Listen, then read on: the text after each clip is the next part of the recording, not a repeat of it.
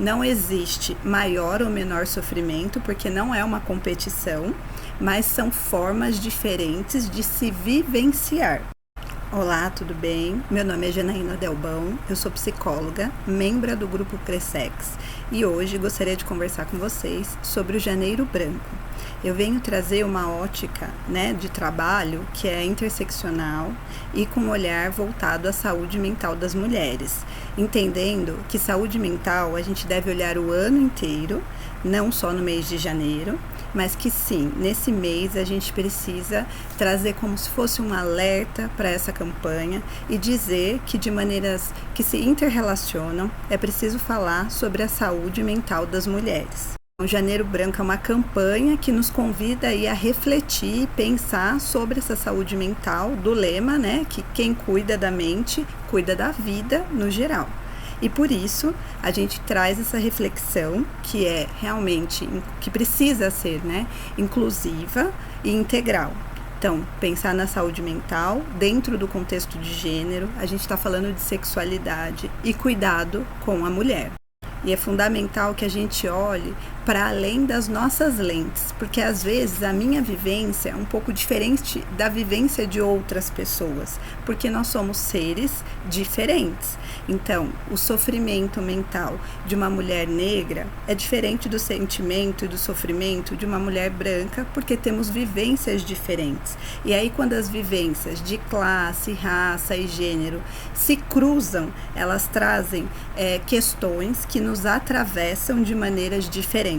Não existe maior ou menor sofrimento, porque não é uma competição, mas são formas diferentes de se vivenciar. E é por isso que hoje eu gostaria de trazer sobre a violência doméstica, que é um trauma, que é uma violência e que pode trazer muitos prejuízos na vida da mulher e na saúde mental. A saúde mental, ela não é só um estado, isolado. A gente não separa corpo e mente. Um atravessa o outro e interfere na qualidade e na saúde do outro. Então, se o meu corpo não está bem, isso vai refletir automaticamente na minha saúde física, na minha saúde mental. E se o meu mental, a minha parte psíquica também não está bem, o meu corpo vai reclamar isso. Então, vão ter alterações visíveis que vão trazer prejuízos. E dentro da violência doméstica, a gente sabe que não tem só a violência física ou só a violência sexual, mas nós temos violência física, violência sexual, violência patrimonial, violência moral e a violência psicológica. Muitas vezes a gente só leva mais em conta a violência física e sexual porque elas são mais visíveis, Então ela deixa marcas visíveis. Mas é preciso levar em conta que as outras formas de violência também trazem danos à mulher. E quando esses danos, eles vão se acumulando, eles podem trazer um dano psicológico, que interfere na saúde mental. E aí esses danos, eles podem vir desde uma sobrecarga, uma hipervigilância, também, um sentimento aí de ansiedade sem controle, uma depressão. Alguns estudos, referem a questão do transtorno de estresse pós-traumático em vítimas de violência doméstica.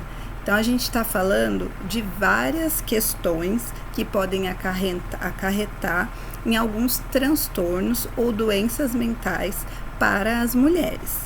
Então, a violência psicológica, que eu gostaria de focar aqui hoje, por conta do mês da saúde mental, que é o Janeiro Branco, ela inclui chantagens, humilhação e isolamento social, que vão corroendo aí a autoestima da mulher. Porque qual que é a força aí desse abusador?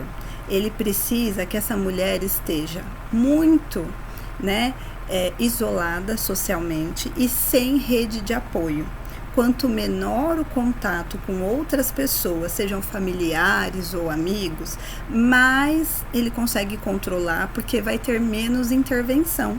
E aí, quanto menor essa intervenção, essa mulher vai se sentir muito mais acuada e sem defesa. e essas doenças podem vir a piorar na saúde dela. Por isso que é importante se manter uma rede de apoio, tanto uma rede privada, né, dos amigos e familiares, como a atenção da saúde pública, da assistência social, de outras áreas da segurança, a educação, que são, né, possíveis de se manter ali uma proteção e um olhar para essa mulher, entendendo que existem possíveis sinais de violência no ambiente ou nas relações amorosas. Dentro da violência psicológica, a gente pode falar também sobre o gaslighting, né, que é essa manipulação do que se fala, e aí faz com que a mulher duvide da sua própria história. Né? Ela relata uma questão e aí alguém desacredita, alguém que ela confia desacredita nela, faz ela duvidar dela mesma. Essa é uma das artimanhas, né, desse controle para manter a mulher presa na relação. Uma outra é esse controle e vigilância, o que parece muitas vezes ser uma preocupação, né, um sinônimo de amor, de cuidado, se transforma numa privação da liberdade. Então essa mulher cada vez mais não pode sair, se sair sempre tem esse companheiro vigiando, né? Essa forma de controle e vigilância para saber onde a mulher está gera nela um estado de ansiedade, porque ela precisa sempre prever o próximo passo e estar sempre vigilante sobre o que ela está fazendo. E essas dinâmicas, né, criam o quê? O ciclo da violência.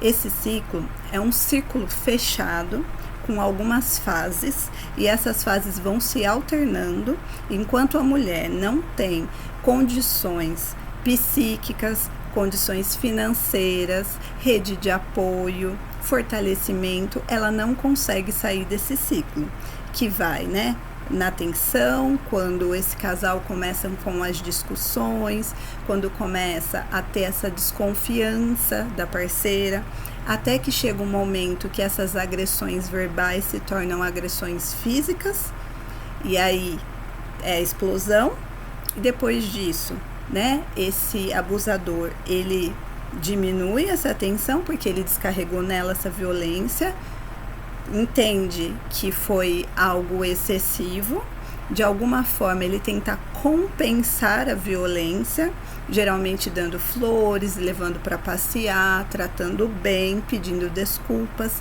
e essa é a fase da lua de mel, onde esse casal, né, diminui essa tensão e começam a ter um relacionamento mais próximo.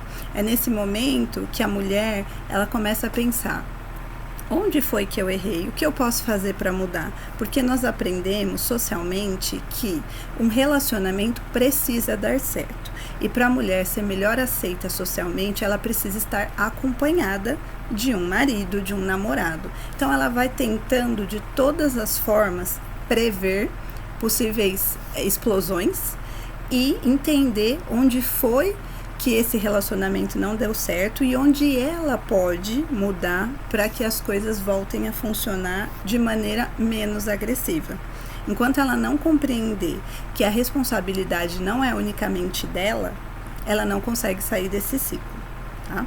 Então, esse é o ciclo da violência. Importante a gente saber para entender como está a nossa relação, em que momento a gente está passando, se é algo parecido com o que se tem, se é algo desejável, porque muitas vezes as mulheres não têm ideia de estarem passando por isso.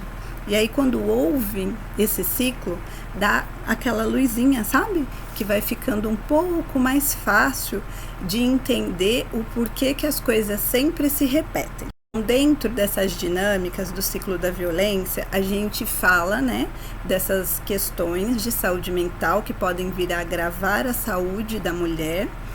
Eu hoje falo da saúde mental, como eu falei, ansiedade, depressão, hipervigilância, transtorno de estresse pós-traumático. Essas são algumas das situações que podem acontecer. E quando a gente fala de entender pela ótica da interseccionalidade, é olhar de forma como as informações e as experiências se cruzam, e não como se sobrepõem.